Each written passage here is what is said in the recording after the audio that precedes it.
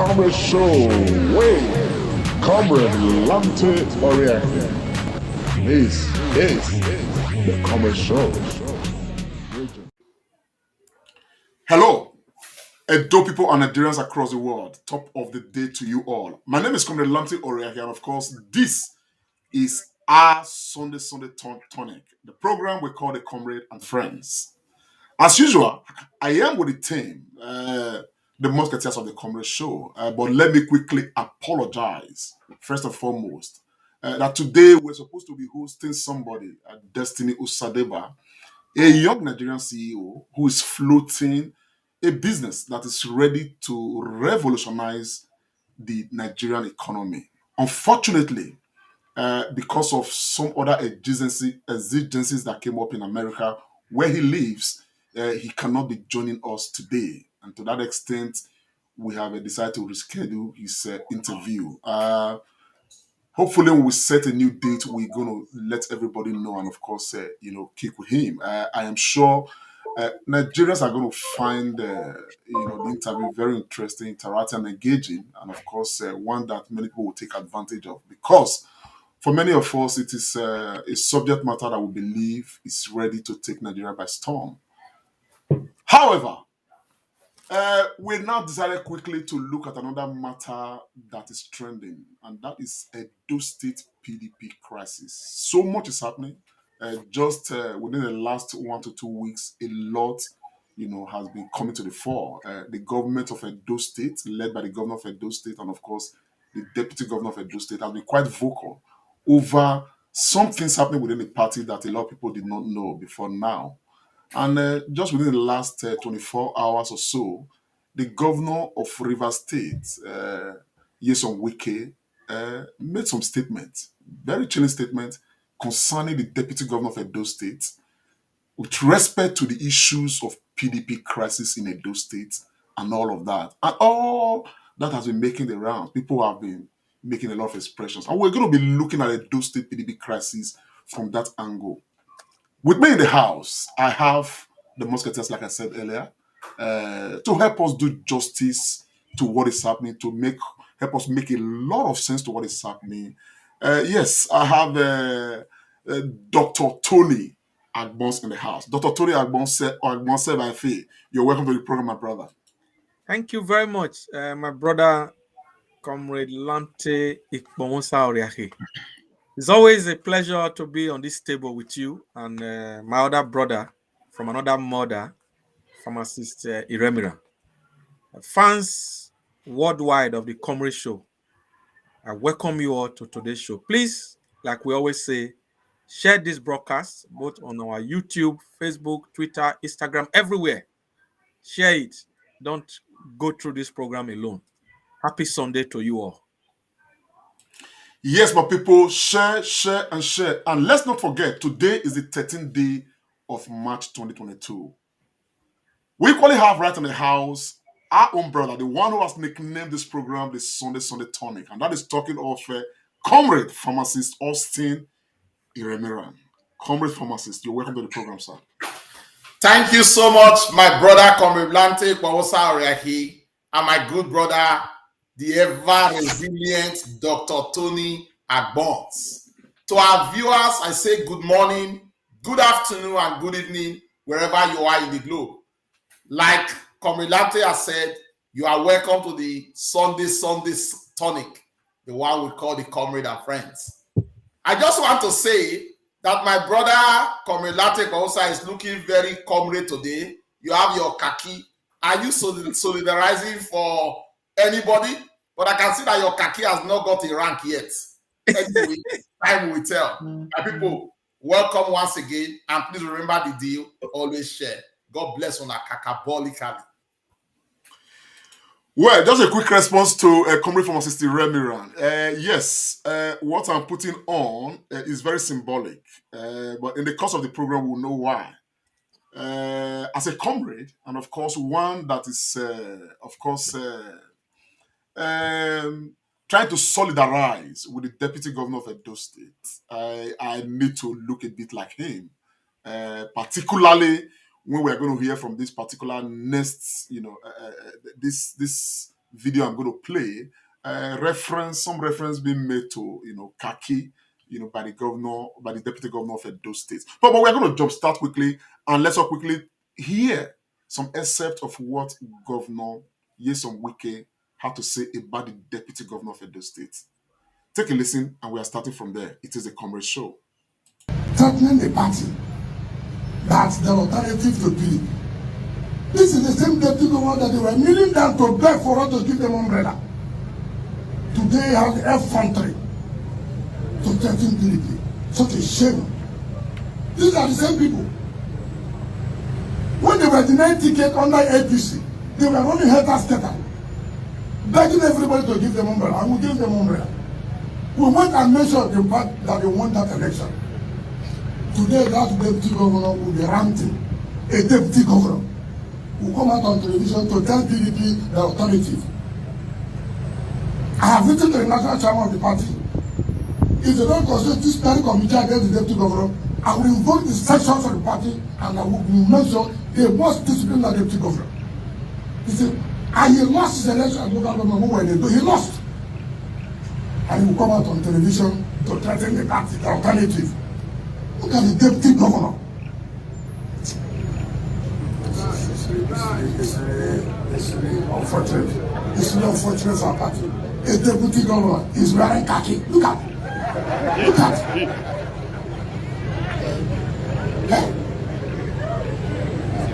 I have never seen a thing like this in my life. This is the first time I can see a deputy governor come out in the television to tell the party, if you don't do this, who is his father? Then you come and tell the whole party where we are as governors. Now that he has started the trouble, let him wait. We will make sure he will never have rest. You don't come and threaten us. Okay, Nigerians, yes, Edo State PDP in crisis. Let me quickly make a case for khaki. It's very important to understand that those of us who love putting on khaki every once in a while, and those who love doing it regularly, we don't do it to deceive anybody. It is just what we love, and khaki should have no role to play in the argument on the table. So on that note, I solidarize with the deputy governor of Edo State by putting on my own khaki on this program because we are not joking. Comrade Pharmacist Iremiran, the governor of Rivers State, Nyesom Wike, ranting, threatening, and of course, pushing it to the very, very hard lines. About the deputy governor of Edo State, how do you respond to this, my brother? Thank you so much, my brother. I just knew it because I said, Kaki, you are going to come first to make me make an input on this issue. But in any case, I just want to say this before I dive into that. When I hear this from politicians, to be frank, I weep for Edo State and for our country, Nigeria. The issue of governance is now at the back door. It's all personal issues. Last week, we were speaking with Professor Patu Tommy. I wish this third force would just take cognizance and bring government that will serve the people. That's on one side. You haven't played the video of the deputy governor. You've played that of Governor Wike. To some extent, I think Governor Wike is right. To some extent, I think it's not. I think what has happened is both leaders have thrown caution to the wind. And when you do anything in anger and the spur of the moment, you begin to say things that you're not supposed to say. In that interview, I think Governor Wike went a bit too far, and he also drew some personal insult on the person of the deputy governor. There is no point asking who is his father or who is his parents. And with the interview of the deputy governor as well, I also think his utterance were not very commending of the office of the deputy governor. So to put it squarely, like they always say, to every action there's equal and opposite reaction. I think it's just reaction emanating from these two big wigs. We all know Governor Wike is very verbose, and sometimes, most times, would often say his mind. But I think these issues could have been dealt with privately. At this time, those state people, we are in their need of good governance. And it will not be right for us to begin to have all this happening. I believe in the course of conversation, we are going to talk more. At the end of the day, they need to come to the table, because if politics is for common man, service is important. Now we are not getting service. I'm not very happy with the statement of Governor Wike. Neither am I also happy with the earlier statements of Shaibu. But I take offense to personal insults. I don't think that is right.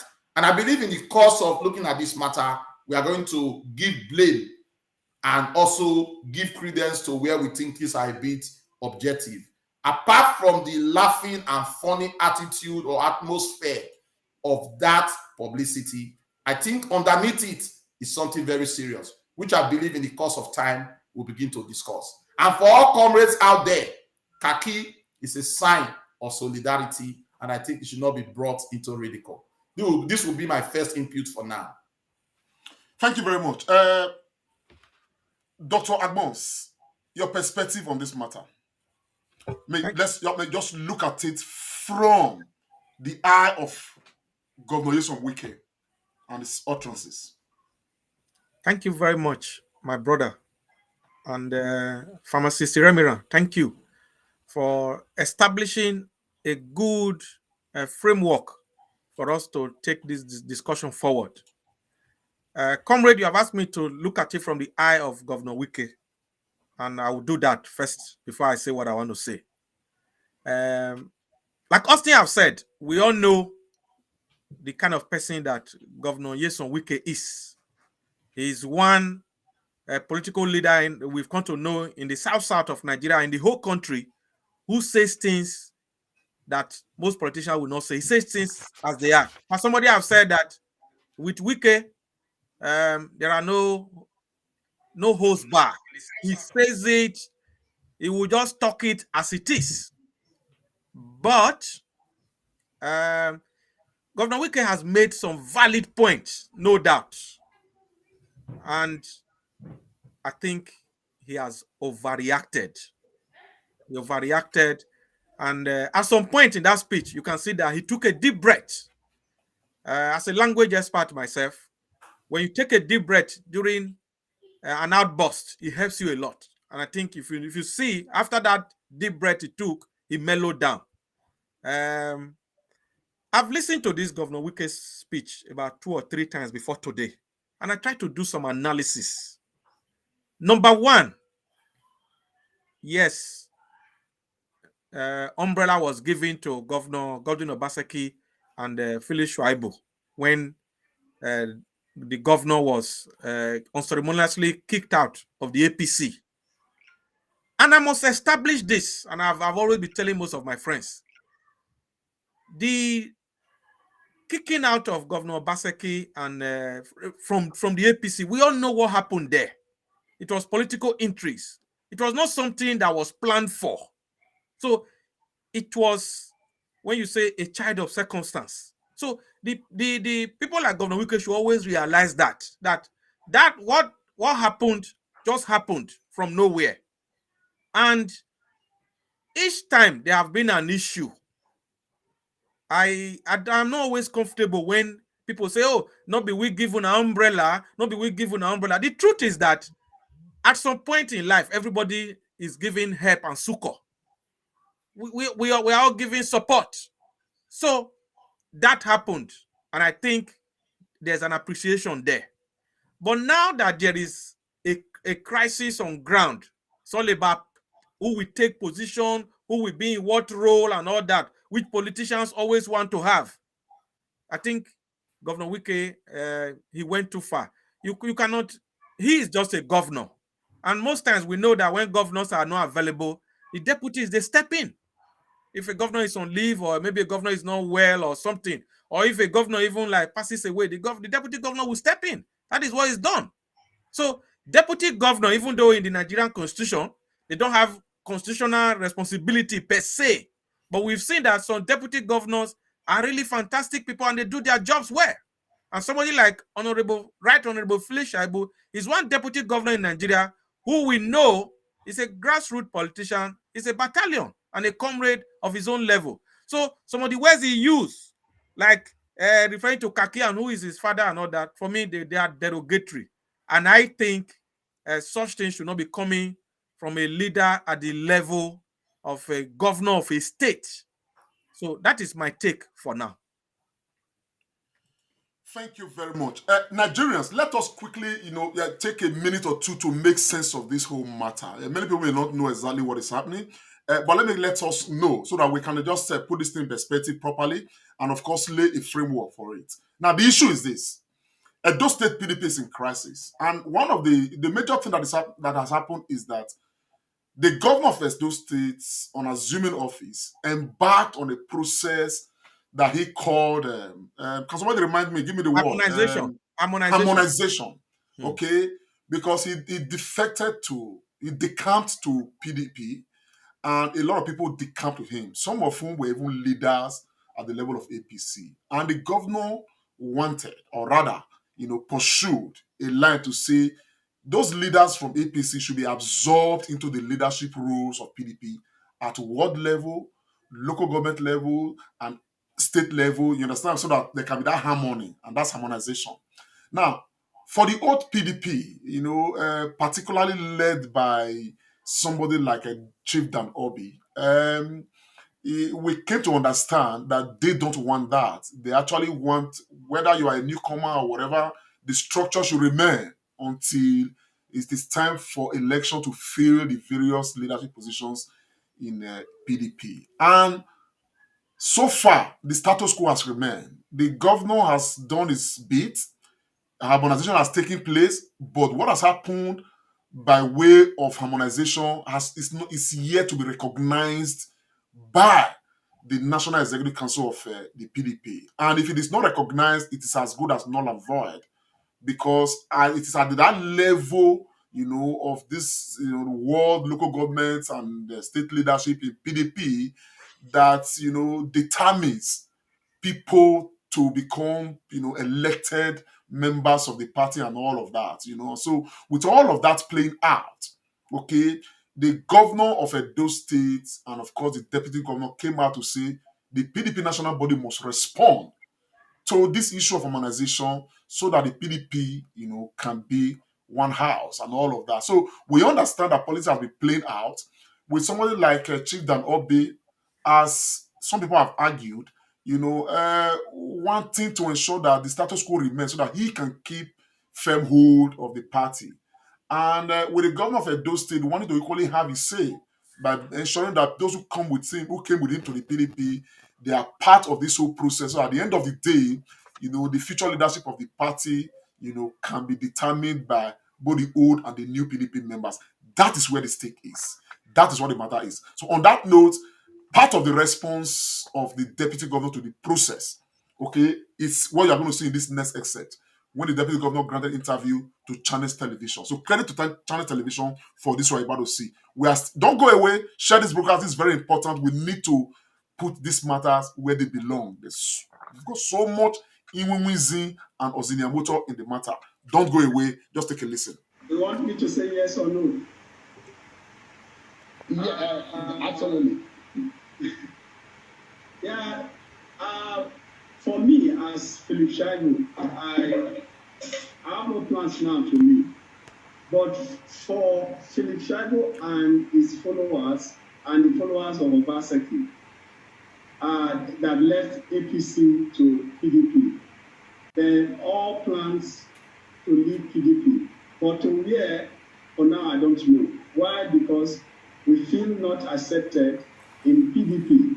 And that is the reason why we are actually thinking that it is time to just throw the curtain and leave.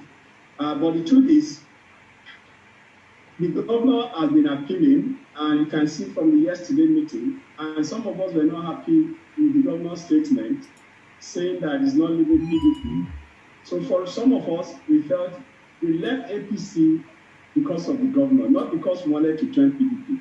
We left APC because of the oppression that APC national chairman melted on the governor. And for some of us that hate oppression, we decided to jettison our relationship, even with the godfather then and another person, to follow the governor to PDP, that the leadership asked that the governor should go. Having escorted him there, we have not been accepted into PDP.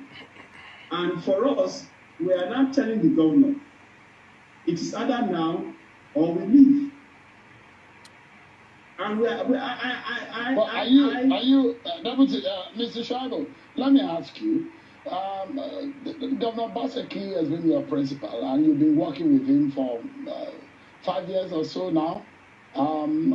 Is it possible, because these are some of the issues that people have raised, is there a possibility? We followed the governor because of oppression, like I said. And we escorted him not because some of us wanted to join PDP. And we are in PDP now, and we expect that we will be integrated. And when I say we, not just Philip Shadow, I'm talking about Aslem Ojezoa. It's quite some discourse. The bottom line is that Philip Shoaibu, the deputy governor of Edo State, at some point was threatening to pull out of PDP if this harmonization by the governor of Edo State, was not, it's not recognized by the PDP structure. And, to try to ensure that these whole things, they are put under control, the national chairman of the PDP traveled to Edo State on Thursday, this last Thursday. What day was on Thursday? What day was it? Thursday. The 11th. On the 11th. On the 10th. 10th, okay, 10th or 11th. But he was received elaborately by Edo State PDP. And in the course of the meeting, Philip Shoaibu, addressed the gathering, equally still threatened that if PDP don't do, if the PDP would not do what they are asking for, they would leave. And that is exactly what many would say prompted the response of Nyesom Wike. This is just to establish why we are here. Now, having known this, let me quickly come to you, pharmacist Ireniran. Many people have called me and they have said the deputy governor is too forward. Do you agree with this? Thank you so much, Comrade Lante Konsarahi. I would even go a step further to say that not only is the deputy governor forward, is overzealous and too ambitious. And I would go for to buttress my point. I have listened very carefully. In fact, I listened live with the interview with Segun Okinbaloye. And I think I brought out 4 things from that discussion. Is it not worrisome and shameful that the governor and deputy governor, running to almost 2 years now, having won an election under PDP, are still unable to resolve this crisis? What is the crisis that is beyond resolution? If governance is for service to Edo State people, to that extent, I think both the old PDP, the new PDP are absolutely selfish. I tell you, I discussed with a PDP chieftain few days ago, and the discussion was that when Governor Basaki was thrown out of APC and wanted to seek succor with PDP, the discussion then was at the national level. It is also alleged that some people took huge amount of money, I can't prove that, from the governor of the state just to be able to give him a leeway into PDP. These were done without direct interaction with the Edo State PDP. And I heard Governor Wike and Danoi were in forefront, and also with our House of Rep member. Now, there was no communication to the state. Obasaki eventually won, and it's difficult now to dislodge the present arrangement in PDP Edo State. So the question you will ask, if these politicians were not selfish, why was there not a concrete discussion and agreement on sharing formula vis-a-vis position before giving Governor Godwin Obaseki and Philip Shaibu that ticket. But this were not done because those guys that midwife this arrangement were selfish. It's as usual, money for the boys. That is one aspect. Then looking at Deputy Governor Shaibu's outburst, he worries me. He worries me for two things. You've been in a party for over 2 years. Why are you using that word escort? You are part and parcel of the party. If you see yourself as escorting somebody there, no matter the advances and settlement that will be made at you, you will never accept it because you are not truly part and parcel of it. That's a cause of worry. It also draws a line. I don't think, in my view, not the view of the commercial. I don't. We may take a call. Callers are going to call in. Let's hear this caller. Just hold the line. You are making a very strong point. Hello. Hello, comrade. I greet you, sir. God bless you, sir. My name is Pastor EDC. I'm calling here from London. Go ahead, sir. Pastor Edison. Yes, sir. I'm calling. I want to contribute to your discussion, which is very important at this moment. Go ahead, sir. You see, in life, people must not be ungrateful for those who assisted them where in their days of calamity. I listened to the deputy governor of Edo State in Channel Television. I was disappointed. He was talking about oppression. The fact remains that he is trying to oppress those that were voted for in Congress. Now, in PDP, can you hear me, sir? We can hear you. Go ahead. In PDP constitution, it is the truth that the governor is the leader of the party. But the constitution specifies harmonization. Now, when you are talking about harmonization, you are not crying now. You say you have not been accepted. You have not been accepted. You are a deputy governor under PDP. Now, let's look at it from this view. When the governor won the election, the first appointment, secretary, new PDP, Osadio-Oki, the chief of staff, new PDP, then he created another office as Lord Joshua. He made us. What about the old PDP? So for me, when they are talking about harmonization, the harmonization will start on the government hands. The deputy governor need to resign. Let all PDP come up. That is my view on this matter. You cannot be crying. You want to people that were voted for in Congress. You want them to be removed from office. Can people do that to him? He need to think very well. That is my contribution. God bless you. Thank you very much. That's a question. I wanted to ask this caller a question. Has it gone? Mr. Edison, are you still online? Okay, it's gone. Yeah, it's I gone. wanted to ask this caller if Pastor Edison, if you can call back, I wanted to, cause we need to put these issues in proper perspective. What was the position given to the former APC chairman that went with the governor to PDP, Aslem Ojezwa? Because we need to put all these issues in perspective. So that's the question I'm throwing to our brother that called in. But thank you anyway for calling. Anyway, I'm sure and for enriching the discussion. Thank you. Yes. Yes, over to you. You were your feet, my brother. Thank you so much. And thanks to Edison for that call. I think he's made a valid point. Just to answer Dr. Tony Agbon's question, to the best of my knowledge, Barrister Aslem Ojezwa hasn't got any position that we've been told about. But I think he's still at the corridor of power. So, like I was talking, Comrade Lamte, what was the agreement that they had before Governor Godwin Obaseki came in? And you will agree with me that it's clear that there was no agreement, which draws the line. These people are just there for their pockets. That's on one hand. And with the deputy governor, there's another call. I think the same caller is calling back. Hello. Hello. Yes, sir. Hello, comrade. You see, I had the question, Dr. Ad. Yes. Now, after the governor won, he created a board under education. I've forgotten the name of the board, and he made Aslon Joshua the chairman.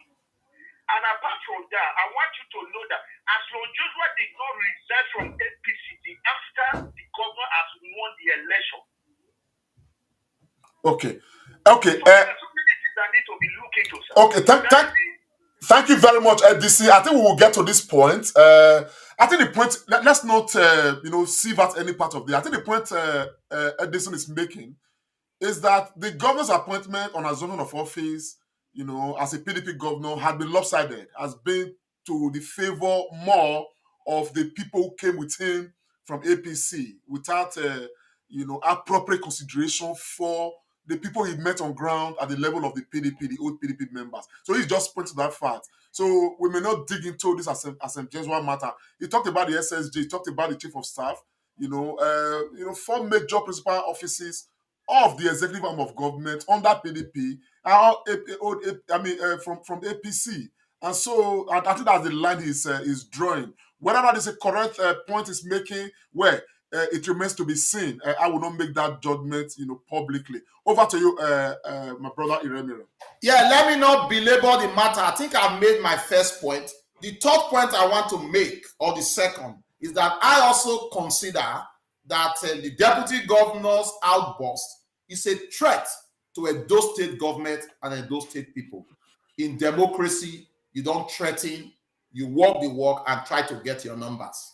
Then lastly, I think too, with the outburst of the deputy governor, it seemed to suggest to me that he's not loyal. And once you are a deputy, you have a right to be loyal to your principal, because it is taking that everything has to work together. Even if you are not loyal or you don't agree with what principal says, you don't come out to antagonize your principal. And that is drawing a very firm wedge. And I will end this by looking straight into the eyes of the elected governor of Edo State, Governor Godwin Obaseki. At the end of it all, everything comes down to his table. He needs to get his house sorted and put things right in the right perspective. If not, this will linger on. The legacy of Obaseki should not be PDP squabbles. It should be infrastructure. And like I said before, pepper them with good governance. Overall, I'm not pleased with the statement of the deputy governor. I will leave it at that for now. Thank you very much. You started answering the question I asked, just this last bit. And I'm going to go straight to Dr. Agbons. Dr. Agbons, some of us, we've held leadership positions at various levels in the past, and we've been subject to, to people who are leaders as well. Is it not some sort of effrontery? Is it not disrespect for, a subject matter to be on ground and the person being talked about is a deputy governor, in Edo or Munu? You have a principal who, as far as some of us know, the governor of Edo State is the chief security officer, the chief spokesperson, the chief, economist of the state. Now, the deputy governor's voice is not even louder than that of the governor, to the extent that in one of the meetings, he said that they are disappointed in the governor. No, they are unhappy with the governor, that the governor said he was going to stay in PDP and all of that. How do you situate, the voice of the governor, against the backdrop of the feeling by Edo people that there is harmony in the executive arm of government of Edo State today? Thank you very much, my brother. Every, analyst of governance, we know that there are two sides to governance. You have the actual running of government on one side, which is the technical side of governance, and then you have the political side of it. Now, this whole issue, I don't want us to be tying it so much to the governor's infrastructure side of things for now, as of now. That's my own perception. So we just focus on this is party politics playing out here, and politics of 2024, because politicians, they are like people that, that game we used to call draft those days. You program what is going to happen, what your opponent is going to do in the 5th game, and then you start getting ready. So that is what is playing out here. I want to join the pharmacist, Remira, to fault the loud voice of the deputy governor. Because I listened to the video. There was a meeting of the state PDP. I even saw Dr. Tony Aziagbemie, the PDP chairman. He was in that meeting. EPA, Tommy Kimi, I think he was also in that meeting. Some other PDP stalwarts and senior people, they were in that meeting. So I faulted the deputy governor when he was saying some of the things he said. And the governor was sitting right there. I think at that point, for me, I told myself, I said, you cannot break rank like this, especially publicly. If that meeting was in the boardroom, the media is not there, it's not yeah, you can go to that extent, but publicly, no. I think the deputy governor, he needs to, yeah, we all know that he's a comrade, and comrade, sometimes all these comrades on our body to the heart sometimes when microphone don't they hand. So he needed to reduce the volume of his mic there. He says so much, and almost like for me it was almost sounding like disrespectful to his principal, which is the governor of Edo State. So to that extent, I don't agree, especially with that Channels television interview he had with Oshimbaloye, and then at that PDP meeting in Benin City, wherever they had that meeting, he went too far. And such things should not happen again. There are certain things that could be handled inside. But lastly, because of time, I just want to say that in all these things, what I have seen is that people are no longer putting the interest of the party. People are now putting their own personal interest. Look, in politics, it's always been said that you cannot win all the time. So it should be 50-50. You take, you give. You take, you give. What I have seen in Edo State is that people just want to have it their own way. Either from the governor's side, either from the deputy governor's side, either from the side of Chief Danobi, who is the South PDP chairman. Let him, he also should face the national politics of PDP. Coalition is coming, and PDP want to be in Aso Rock. So all this thing, there is, if you want to really apportion blame, each of these people need to take blame. But that being said, I think everybody need to come to the table and settle this thing amicably. Otherwise, at the rate things are going, the party may have some problem. And this brings us to the fact that the way our party politics in our country is very, very poor. We are not developing it. We are not growing it. And I must say this, Edo State is not the only state in Nigeria. Other governors have left the APC to PDP. Tambuwa did it in Sokoto. Otom did it in Benue. So people allow those governors to become leaders of the party according to the PDP constitution. So why is Edo State own different? So because sometimes when I look at the body language of the governor, I feel that the governor is feeling challenged, that some people are not willing to accept his leadership, even though they gave him umbrella. Because they keep saying that, oh, we give you umbrella. Look, my people, if you do something for phone call, we take the phone call. So, okay, so let's take this caller. Hello. Yeah, hello. Yes, good afternoon, sir. Good evening, sir. Good evening. Good evening. My Yeah. name is Anthony Ajibola Omoduli. Okay. Where are you calling from, sir? So I'm calling from Germany. Okay. Go ahead, sir. Yeah. So I want to talk about the issue of disloyalty of the deputy governor to the governor.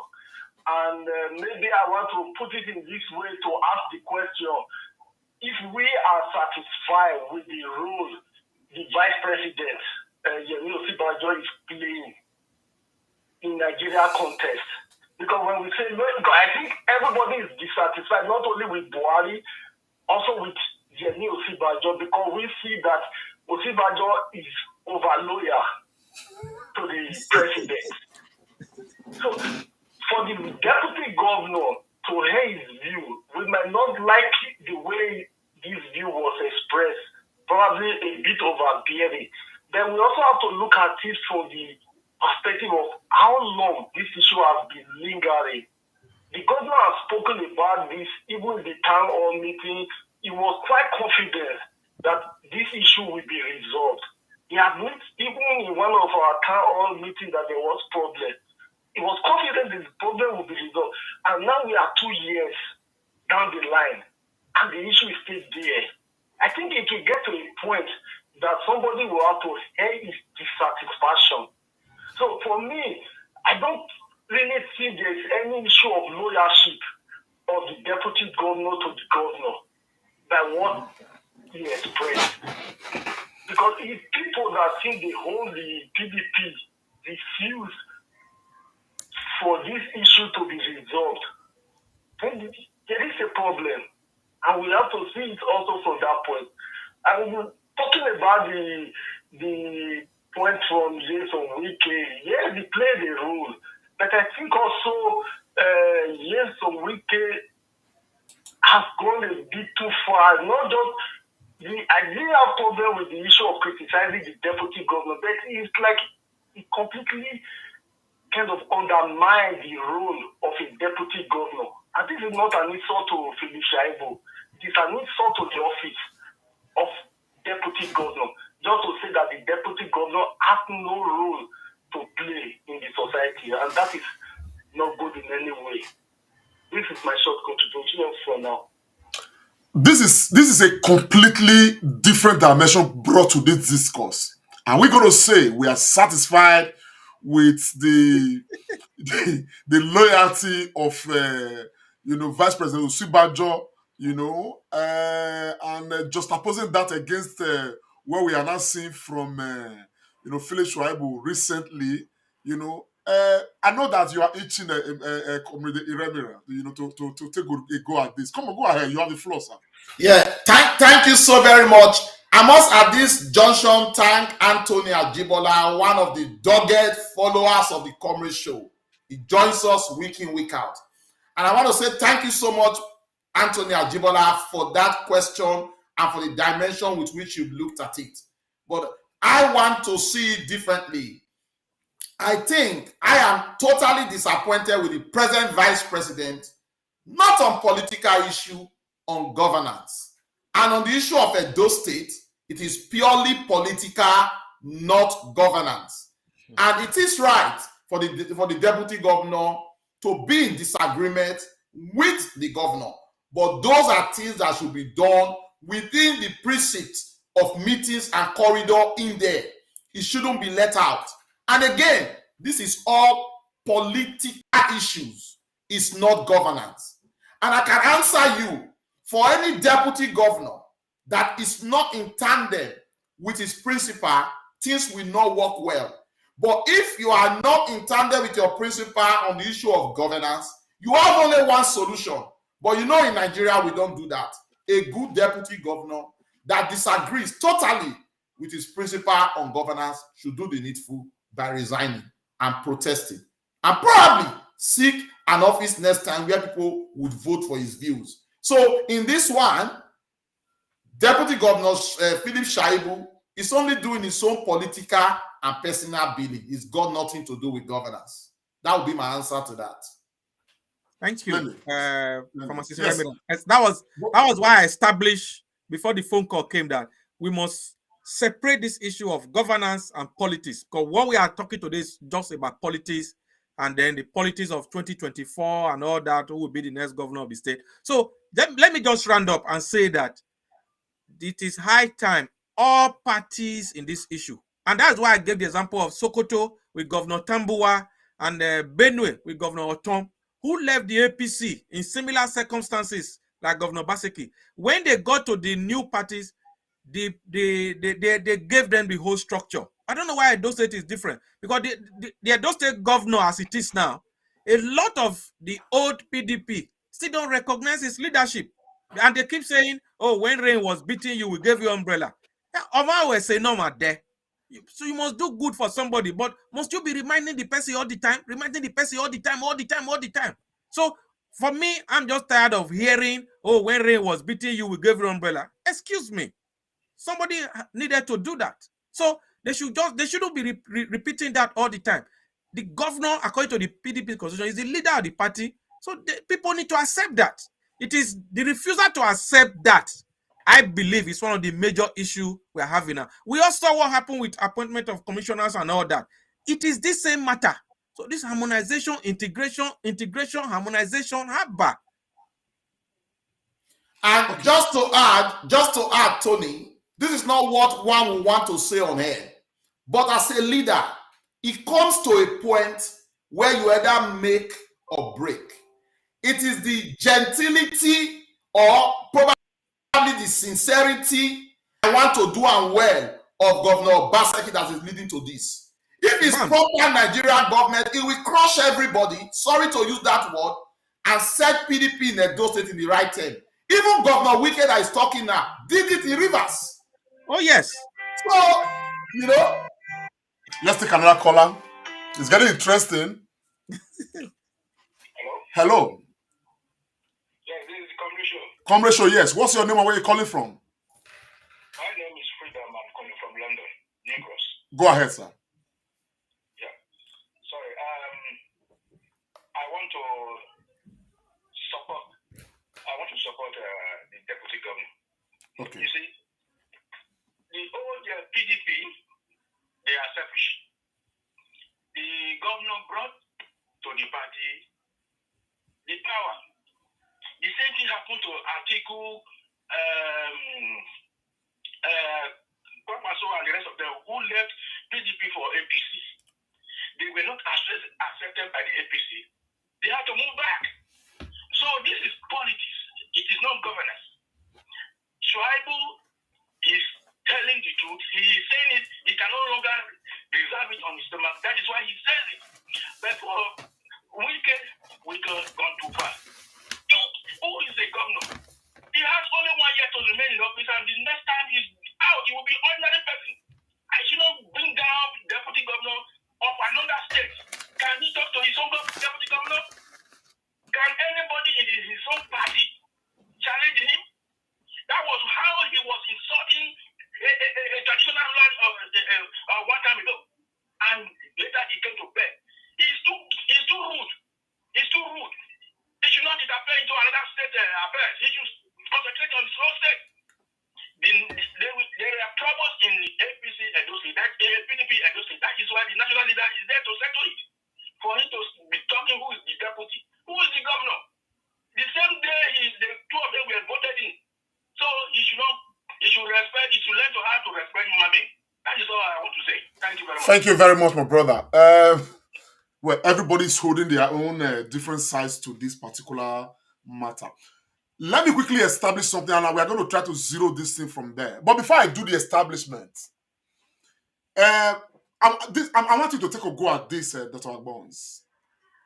Somebody spoke with me earlier today, and the person told me that the problem of Edo State is Governor Obaseki. The person pointed to, all of these issues not being constitutional, the issue of harmonization. I pointed to the fact that the governor, is too, is too proud and arrogant. And all the governor had to have done from the very beginning was to have a proper negotiating power to negotiate with Chief Dan Obi, in the very beginning. Let's take this caller. Hello. Hello. Yeah, good evening, sir. What's your name and where are you calling from? Yes, this Comrade Show. Please, if you are calling, call in directly. Don't call in through WhatsApp. This caller was calling on WhatsApp and the direct call has come in. Hello. This is the Comrade Show. What's your name and where are you calling from? I'm coming from Manchester, in the UK. What's your name, sir? My name is Scott. What? Scott. Mr. Scott, go ahead. You have 90 seconds. Yeah. So what I'm saying about the issue of what happened, as the doctor said just now, the other, I was telling you the PDP is at least we cannot be repeating this thing. Former PDP before in 1999, the same thing repeating. APC again, the same thing repeat ourselves again. And now the same thing want to repeat ourselves for the third time.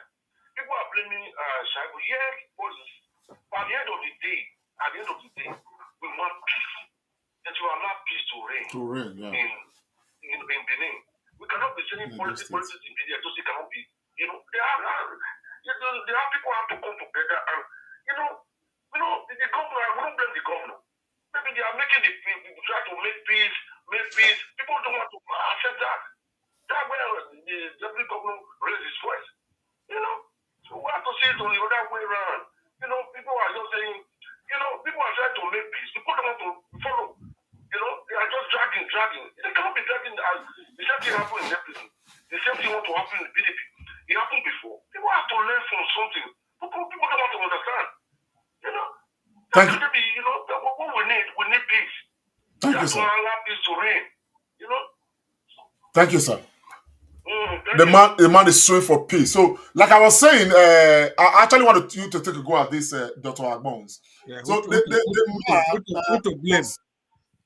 Was saying that the governor is the person to blame, and that Chief Dan Obi campaigned as much as the governor did to get the governor re-elected, and that immediately after the governor's re-election, the governor just absconded and, of course, docked everybody. And we don't know how far all these, we don't know what may have transpired and all of that. But he was making the case that the governor is the one who ought to have reached out adequately and equally accommodate, the interest of the people he met in PDP. He started the case of early appointments, favoring people who came from APC with the governor more. You understand what I'm saying? And that was where the Do you agree with such a case? My brother, let me tell you something. We at our age now, we know when you discuss with politicians, it's all about personal interest. Many of them, not all. All these things we are looking at is people are just looking for appointment, how you get my person there. Those who are loyal to me, they will be appointed. But it's unfortunate that is where our politics is. And I will blame the governor, and I will not also blame him. Let me tell you where I will blame the governor.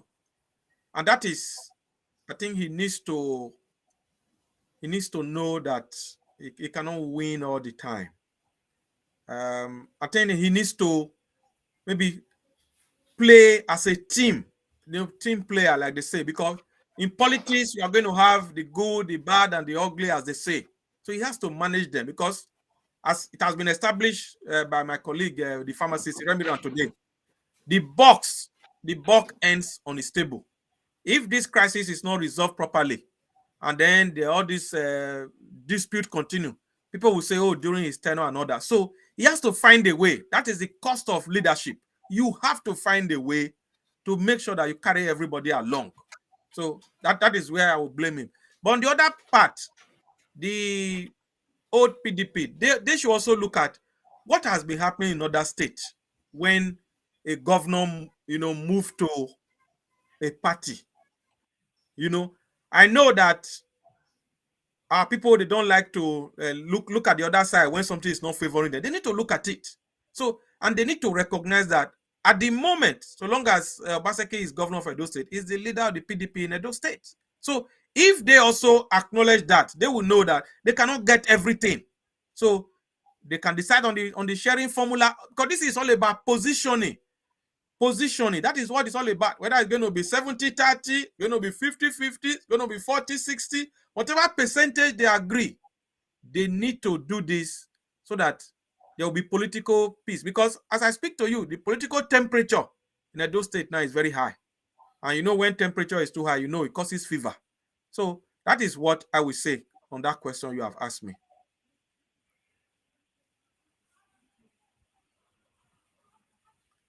You are muted, comrade. Sorry, man. I will try to let us know a bit. There are some things that we cannot independently verify. They are part of this matter, okay, if they are true, but they are words on the streets. The call that was coming in is from WhatsApp. I'm not taking WhatsApp calls because they get disrupted. Please, if you want to call it directly. so that we can have a smooth discussion, not called through WhatsApp. So we are going to talk about some words on the street as part of this matter, as part of the cocoa below in this matter. Now, we cannot independently verify some of these things, but just take a listen. Some of those things, that we get from the street, we've been able to put together is this. One, that the deputy governor of Edo State has the ambition of becoming the next governor of Edo State. And if he loses out of this process, if the move of harmonization is not carried by the PDP, his own political ambition is at stake. And therefore, he has to react to protect his political ambition. Words on the street. I cannot independently verify this. It remains to be seen. That is one. On the part of Wike, words on the street says that Wike has huge interest in Edo State because of 2023 presidential election. And the godfather or godson of Wike is Chief Dan Obi. And so a lot of what Chief Dan Obi is doing in Edo State is being influenced by Governor Wike, and the venom poured by Governor Wike on the deputy governor of Edo State, words on the street, I cannot independently verify this, was not because Wike lost PDP so much, was because Wike disgusts the Edo State governor and the deputy governor of Edo State because they are becoming a problem to his own ambition in Edo State. And so therefore, he will do anything right now. As a matter of fact, his attack on the deputy governor is a direct attempt to smear the governor of Edo State because of all the lingering crisis behind closed doors. These we cannot independently verify, but they are words on the streets. And in politics, the words on the street, they matter sometimes. We don't ignore them completely, but we just put them out there, just in case, so that we can have, a deeper insight into what is playing out.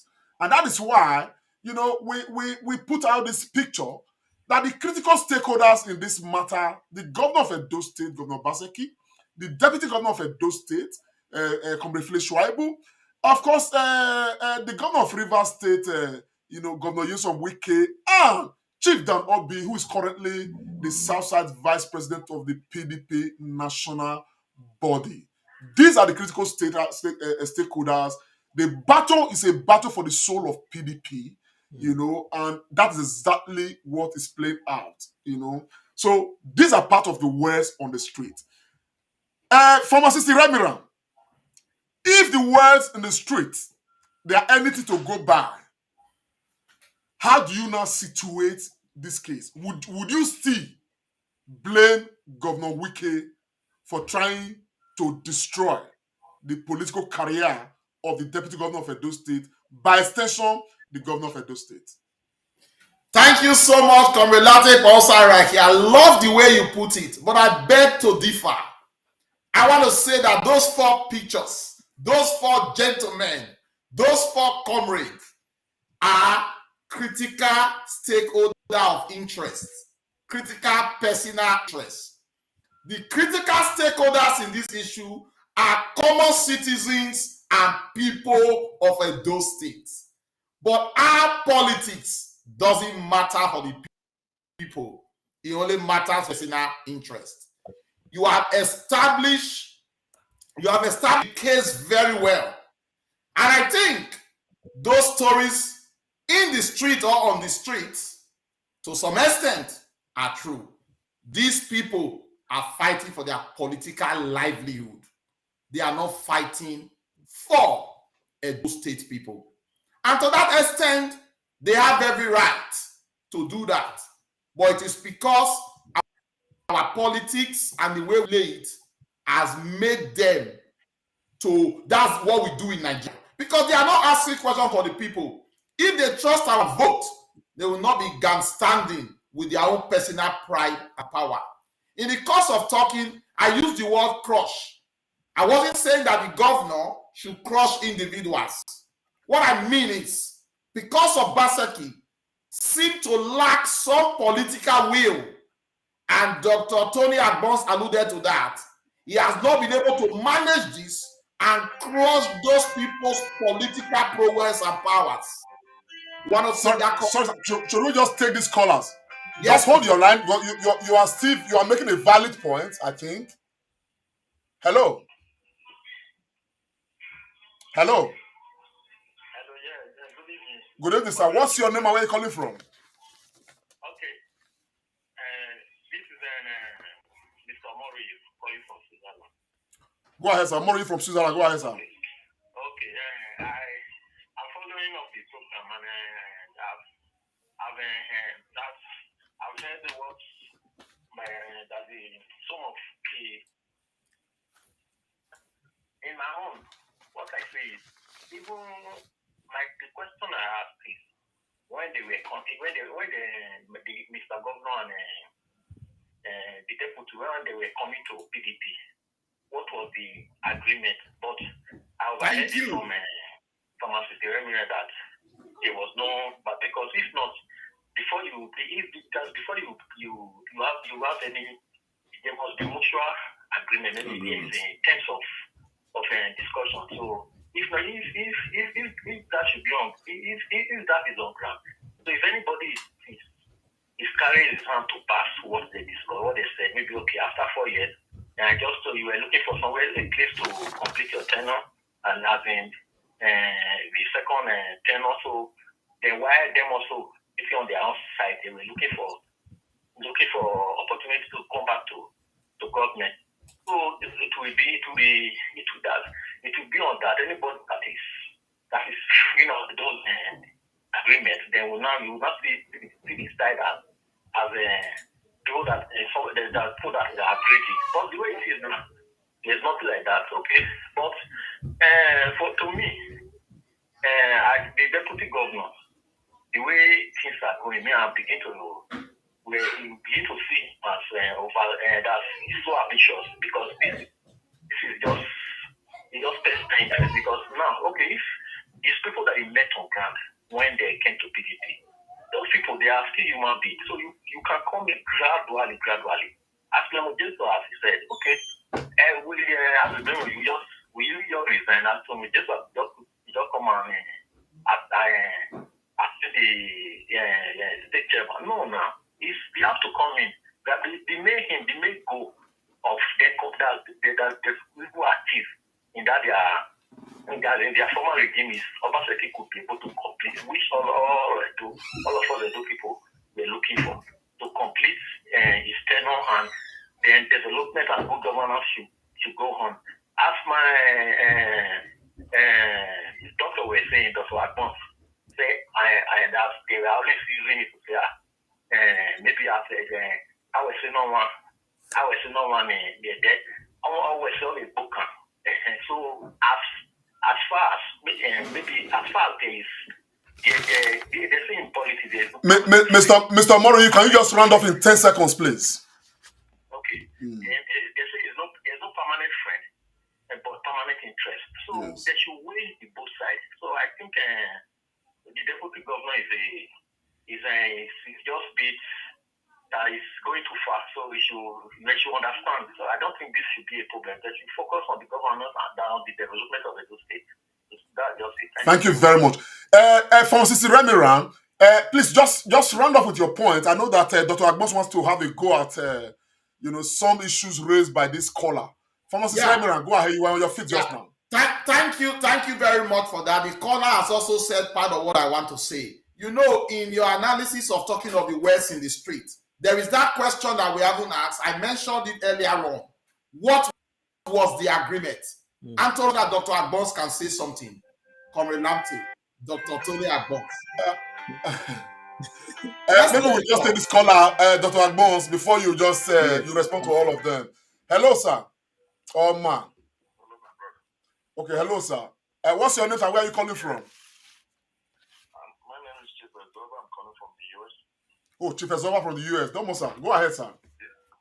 Yeah. I think it's child's play to see these people play to the gallery. And we beg the people to ignore them, because politics. The politics is game. So as it's a game, we'll be watching them, because for me personally, I'm highly disappointed. Photograph doesn't really, color pictures don't tell the the beauty of any clothes, except you see the clothes yourself. But the quality of work I saw in Edo is disappointing. I went there. I scored them 20% of when you see what government needs universities. So for them to even come out and be discussing that at this very more than half of their tenure is now they want to discuss who lead this. It is common sense. You went there to ask for something, they gave it to the people who matter, and they're already seated in power. Every other person in the local government that came from the other party should have gone as a second FIDO, that is deputies to those who actually have been there. Forget that they didn't win election, but they were proud that they were PDP members, and they have something that you needed, and they gave you. So every other person there from the other party should have gone there as a substitute or a vice, so that when, as they begin to understand each other, people begin to take positions as they will wish it. But for them to be thinking that they were a former FC member with certain positions, they must go there and retain it. They are dreaming, and that is a crime against our state, because they just want to create. Then for the deputy, that boy should have sense now. You are a deputy governor. If you want to aspire to any other position, do it with sense. You cannot every time cry out like a boy or a baby. What are you asking for? You are a deputy governor. You want to become the next governor? Let us know. If you don't want to be the next governor, you want to go to Senate, let us know. What is your interest? Don't tell us that you are speaking for other people, then you want to rubbish yourself. You are rubbishing yourself by telling people that you are going to move, or you are telling people are going to move, and the people that you are talking about did not say they have problems. So why do you want to carry other people's problem on your head? See, this is why when we say, are these people really educated to be able to lead us? No, they don't have the education. They are just privileged people to be living up as a people. So thank you. Thank you very much. That's from Chief Zoba. Dr. Agbons. Yeah, I was just going to make one point. I also think from west on the street, Comrade, it is clear we were told that our governor paid usually. Can you eat your cake and have it? He has bought them. Well, Pharmacist Remiran, on the Comrade show, we cannot confirm that. That's a very big rumor that we cannot put out here. We don't know. It is the governor or the PDP people that will come out and authenticate that. So we cannot play with that at all. That the governor paid money to PDP to go into PDP. We don't know that, to be very honest. And we cannot, affirm that in any way, shape, or form. So we won't play with that at all, in line of our broadcast. So I'm glad you put it out there so that they can come out in the course of, this matter evolving and speak to it. I don't think we want to know the cost of the governor of Edo State moving to PDP. And if that is part of what is creating all these problems right now, we probably want to know. Yes, over to you, Dr. Agbons. Yeah, thank you. I just want to answer our last two callers. Thank you very much for calling in. Our brother Victor Mori from Switzerland. We're talking about the agreement and all that.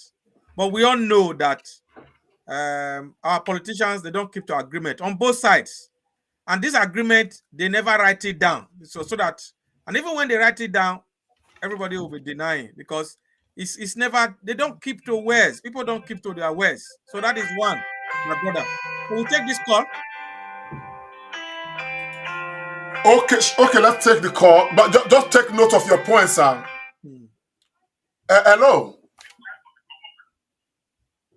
Hello. Good afternoon. Good evening, sir. What's your name and where are you calling from? Yeah, good evening. Is this Comrade Show? This is the Comrade Show, sir. Go ahead, sir. Your name and where you're calling from? Yeah, good evening. I'm Mr. Frank Edo from Spain. Frank Edo from Spain. Go ahead, sir. We can hear you. Yeah, I just want to contribute to the topic on ground. This is our state, our lovely state, Edo State. We are not happy with the things that is going on there right now. I want to comment on the attitude of our deputy governor. Just as the man said earlier, that if he has interest to become the governor of the state, he should open up. Because we are seeing that the man is not put forward, because you have a principle that has to do with your leader. So if you have any issue with the party, let it be interim meeting. So because the response from Governor Wike is also clear to us that the rumors we are hearing on the street are very important and vital to what we are saying now, because Wike is showing to us that really he has interest in Edo State, not for the interest of the people or good governance, but his own selfish interest to become the president of Nigeria. So I would say both of them are wrong in their,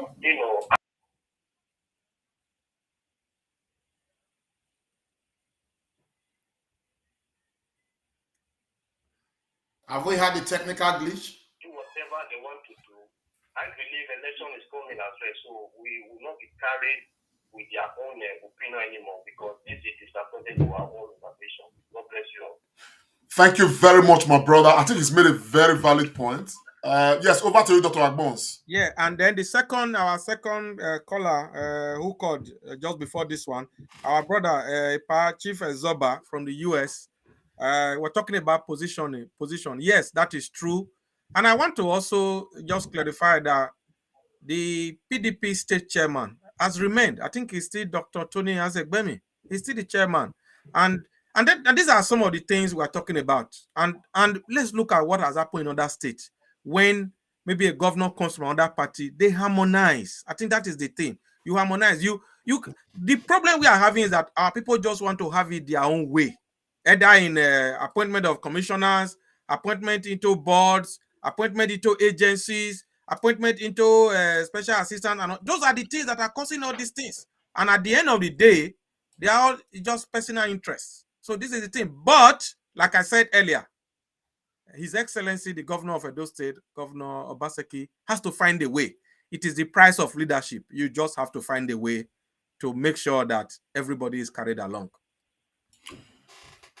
Pharmacist Remiran, looking at the matter from the face value, has the deputy governor of Edo State committed an impeachable offense? Thank you so much. I know it's a very hard note. You are putting me on the spot. I love the deputy governor. I would like him to remain in his post. But like I said, this is a political problem. It's not more of governance and administration. So to that extent, it may be difficult. But if Governor Obaseki is interested in getting him out of his sight, he may then push the wheel through the House of Assembly. But I don't think that is necessary for now. I think it was just... Now, the reason why I ask you, okay, we try to look, between the lines. When I was listening to Governor Nyesom Wike, okay, he said he was going to push certain machineries against the deputy governor of Edo State.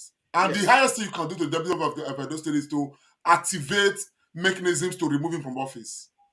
That's correct. But Governor Wike is in a difficult place at the moment. From the street, we also understand that it's not in tandem with the governor. So that will not work.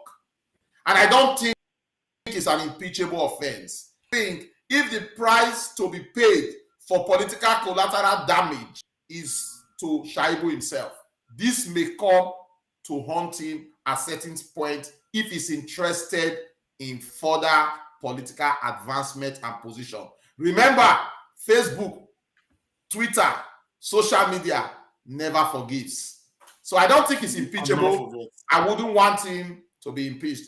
I still think that Shaibu is loyal to Obaseki, but I think the outburst was way too much, because in that interview he did say and use my principle, but like we said, he's becoming a bit too overambitious. But I think he's still loyal to Governor Obaseki. In my view, it's not an impeachable offense.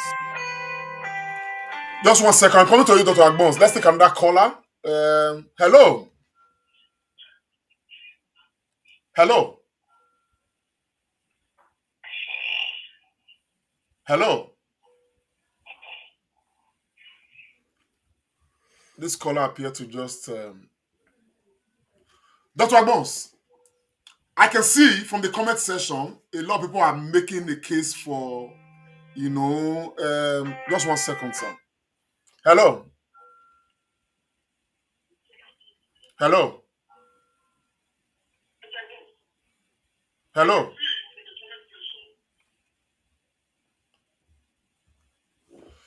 Dr. Agbons, a lot of persons. I mean, I can hear people. I mean, I see a lot of comments saying that Asa person should be the next governor of Edo State. Particularly when we mention that from what we can hear from the, in the streets all around, that the deputy governor may be actually, ambitious to become the next governor of Edo State, and so people are making the case to say that the next governor should be an Asa person. Do you want to have a go at this? Yeah, I think we had a discussion on this late last year. I think Yes. in terms of fairness, equity, and justice, I am one of those. Because somebody Ajibola threw the spanner to us recently in today's program when he was saying Osinbajo being too quiet and all that, and we were trying to now find a way. Uh, the next governor of Edo State, for me, for equity, should be from Esan land. There's no doubt about that. Otherwise, we are going to lose our moral ground for saying that the way Nigerians are treating the people of the Southeast from the Nigerian presidency. Because Governor Adams Oshomole, Edo North, he did his 8 years, no wahala. Now we have Governor Baseki from Edo South. He's done 6 years already. So I think common sense and common justice from the temple of equity demands that it should be from Islam. But knowing what politics is, it is never 2+2. Anything can still happen. Comrade Ramiram, I spoke with a PDP stalwart, maybe 2 weeks ago. And the man said that the agenda they have is that because of the geography and of course the population of the different what's it called, geopolitical, the senatorial zones, and with the strength and the power of the Edo South region, and that they are working at the mathematics at the level of the PDP, structure, that the South will produce governor, twice. Okay, like the South will rule for 16 years, while the Edo South will produce governor for 16 years. Edo North will produce governor for 8 years, and Edo Central will produce governor for 8 years, while Edo South will produce for 16 years. Is that the case that you subscribe to? Thank you so much, Komilante. You have tried to analyze it. I think Dr. Agbons has said it as well. First and foremost, if political position was for good governance, and when these people are do their job, we won't be talking about this. It is the way our government has run our state and the federation that people are now aligned to this arrangement.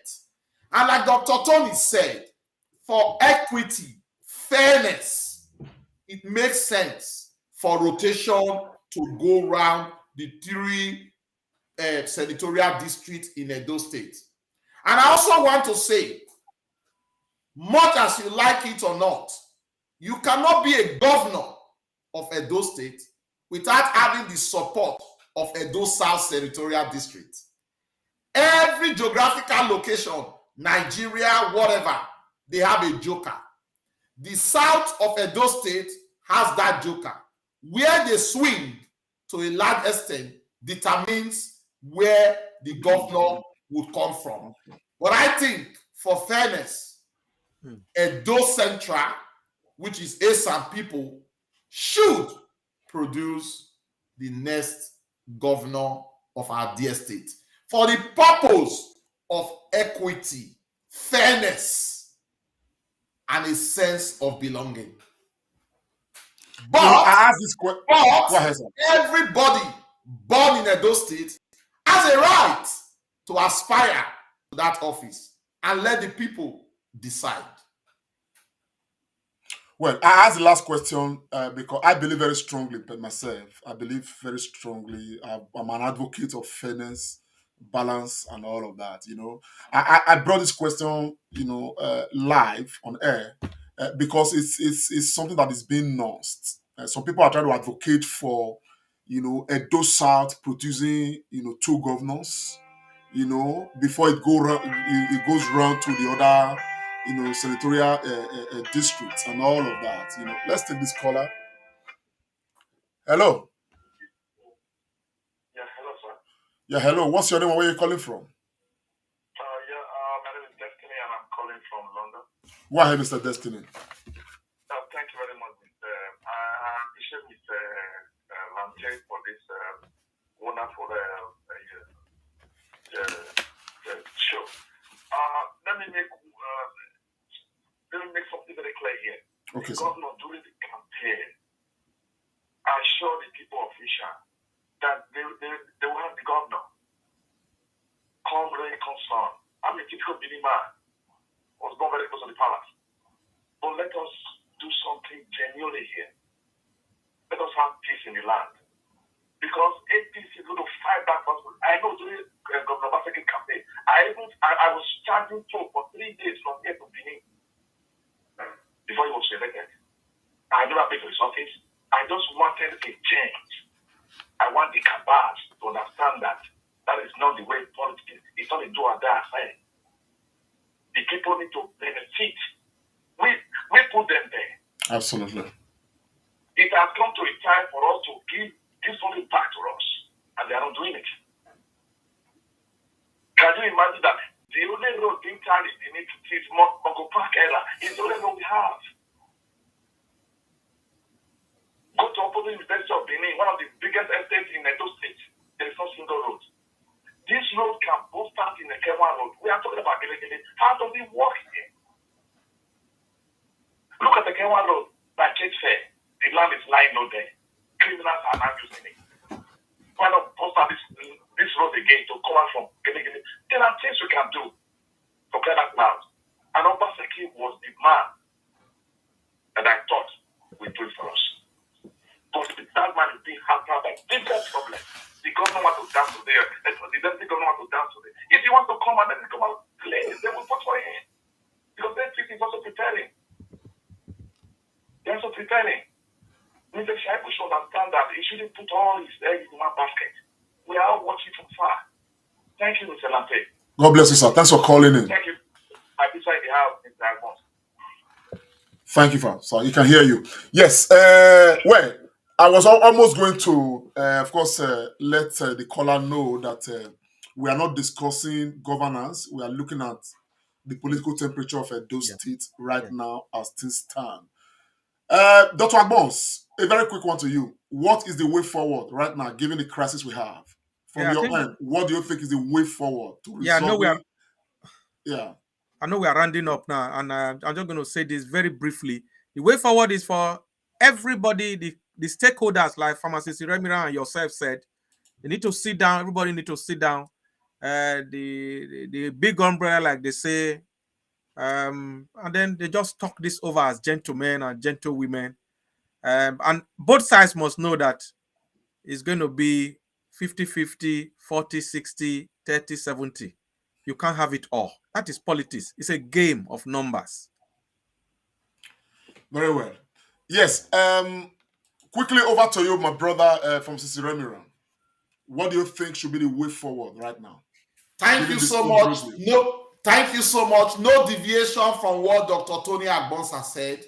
After all said and done, from north to south, from east to west, they need to come to the table to have an understanding. I know we are not discussing this now, but I just want to put it in. I'm very disappointed that there is no opposition in Edo State. I wish there was opposition. PDP would have sat up and do proper politics and governance.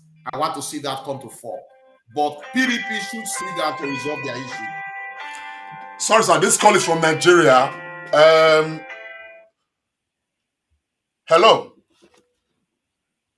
Hello, Captain London. God bless you, sir. The name is Comrade Lante. What's your name, sir? Where are you calling from? Yeah, Comrade, my name is Emmanuel Bakiru, and I'm calling from Nigeria. Go ahead, sir. Yeah, I watched your show for quite some time. I'm watching your TV evening. I want to say that before Obaseki and Shaibu came in, there was strong contenders from H1. And as a part of to rescue Obaseki from the hand of APC, everybody swallowed their addiction. With the hope that the next governor will come from the vision center. So if Shaibu is not see the ambition of becoming the governor, like the other people have said, it will be suicidal to say that somebody has finished ruling for 8 years and for the governor to go back to Edo North. So it will not be correct. And it's also, let's put it on record, there are a lot of people who's from part of Edo South, who are voting. It's like in Lagos, where you have a lot of people coming from different regions to vote in Lagos. So there are a lot of people who live in Benin who are not from Benin. And part of the vote are considered in the majority of that vote. So we should work very carefully. If the Shaibu wants to become a governor of this state, let him say it now before he runs the vote. And then at the end of the day, he will spoil his political career. Yet all of us praise him for becoming a very, very, very loyal, deputy all the way. So at this point, let him locate the temple and let it reign in the new thing. Thank you. Thank you very much, sir. Everybody keep reminding us that the governor made a promise that the next governor is going to be an Eastern person. And the issue of where the next governor is going to come from, as far as Edo State is concerned, definitely we are going to be discussing all of that, at some point. So far, Edo people and Nigerians across the world, it's been a comrade show, and of course, it's been a comrade and friends. We've been trying to look at the crisis rocking the PDP in Edo State, and of course, some very harsh statements, made by the governor of Rivers State. That's talking of Governor Nyesom Wike, with respect to the deputy governor of Edo State. For some of us, the comments of the governor of Rivers State, for some of us, was a direct affront on not just the government and the governor of Edo State, but the people of Edo State. Some things have been building. I'm just making my own summary of this matter. Some things have been building. We've heard some rumors here and there. In the course of the last couple of months, we did hear and see Nyesom Wike making a statement, of how he revoked a particular piece of land belonging to, Edo line, and boastfully making some statement that some of us, looked at, frowned out, but we didn't make any statement about it. It was like, a statement of slight to Edo State, and some of us have taken that like, okay. And we're giving his recent statements, on the deputy governor of Edo State, it becomes a matter of concern. Two wrongs definitely cannot make it right. People have agreed that the deputy governor of Edo State, in his own comments, may have been a bit overzealous, may have stepped beyond the line a bit. But again, many people equally agree that Governor Nyesom Wike has no right whatsoever to make the kind of statements he made. He's not the spokesperson for PDP that we know officially, and all of that, and so it becomes very sad that everybody's now put in this situation. And again, the reason why some of us are a bit restrained is that the same Nyesom Wike is a direct descendant of Benin Kingdom, and we just want to sound out that let everybody apply caution, and we want to use this medium to call on the national body of PDP, the National Executive Council of PDP, to wade into a Edo State matter quickly, call all stakeholders to the round table and sort out this matter. It is very important that we have stability in Edo State. On the issue of ambition, if the deputy governor of Edo State is ambitious and wants to become the governor of Edo State, it is in his right to do so. Anybody can aspire. But for the purpose of balance, for the purpose of equity, many people, many of us will still advocate that the next governor of Edo State should be an Asa man, should be somebody from Edo Central. We say this without fear of intimidation. We say it because it is what ought to be, and all of that. And that doesn't mean that people will not have the right to aspire. They should. People, anybody wants to aspire should aspire. But if we want to play by the rule of balance, it is the same advocacy that we are making that the next president of Nigeria should be an Igbo man. It's hard time. And we must speak truth to some of these things so that, because we cannot be immoral as far as all this matter. We are not politicians, so we must speak truth to power. And that's exactly what we are doing. And so for those who have joined this broadcast, it's been a comrade and friends. It's our live media chat. We are going to stay on some of these topics. And please don't forget, next Sunday we have a special guest. Dr. Agbons, please, you want to take us through that a bit so that our viewers can be aware that we're having a big event come next Sunday. Dr. Agbons, sir. Yes, if you just give me 1 minute, I just want to appreciate all our callers who have called in today. It's been very engaging. YouTube, Facebook, a lot of comments. Thank you all so much. Pastor Edison from UK, Anthony Ajibola Amori from Germany, Mr. Freedom from London, UK, Scott from Manchester, UK, our brother Victor Amori from Switzerland, Chief Ezoba from the USA, Frank Edosova, Spain, Mr. Destiny from London, UK, and our brother Mr. Emmanuel from Nigeria. Thank you all so much for calling. Yes. Next week, Sunday, as part of our conversation towards the 2023 general elections in Nigeria, we are having another special guest here on the Comrade Show. This segment we call the Comrade and Friends. We're having a polyglot, a quintessential Nigerian barrister, OSA director, a legal practitioner and journalist, and author of the book Suicide Journalism. He will be here with us next Sunday, the 20th of March, 2022, 6 p.m. Nigerian time, 5 p.m. UK time. Keep a date with us as we bring another Nigerian who will come to talk to us and share his experience and insight on the politics of 2023 and the journey of democracy in Nigeria. Thank you very much. Comrade Pharmacist Remiran, one last word from your end. Thank you so much, Comrade Lante Kwaosariaki. I'm so happy to always be in your company. And Dr. Tony Agbons, thank you for giving me the space to share this table with you. To our people, we are here again. Thank you for all that you've done. Thank you for all your contribution. The focus is to always deepen democracy in our dear country, Nigeria, with a special focus on the Edo State that we've done today.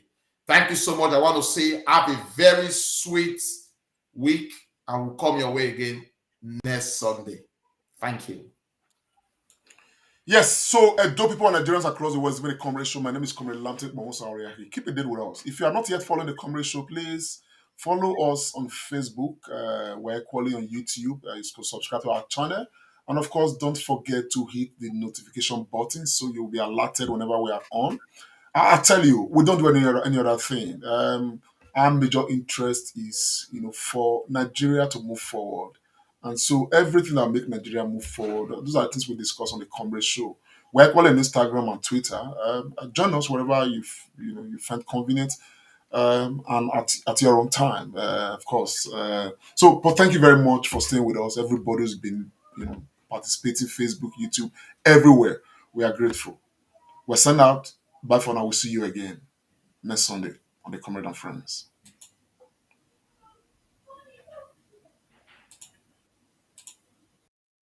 Comrade Show with Comrade Lante Oriake. This is the Comrade